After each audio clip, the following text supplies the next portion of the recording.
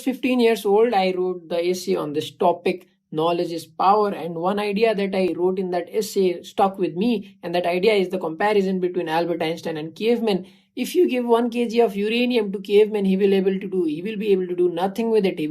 He will see no use for it and maybe throw that in water. But if you give that to Albert Einstein, he will build atomic bomb, nuclear bomb. He will maybe be able to solve this energy crisis of this world by building nuclear power plants. And the difference between caveman and Albert Einstein is nothing but knowledge.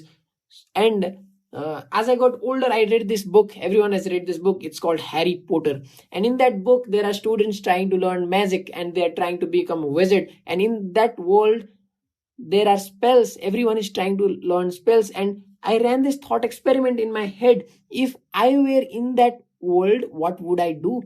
And my answer was, I would literally sit down in library the entire day and memorize each and every spell that there is to be memorized and become the greatest, most powerful wizard of all time. And this is not Harry Potter world. This is not that fictional world. This is reality. And the nearest analog to magic in this world here is knowledge. Here you can get knowledge and do great stuff with it. Maybe you can learn coding.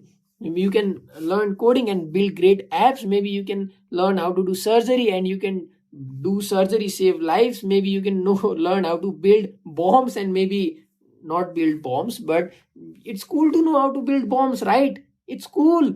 So knowledge is power. And there is in one book I read, which book I forgot, but in that book I read that library is the most dangerous place on this earth, because anyone could go into the library and learn anything and come out as a new person.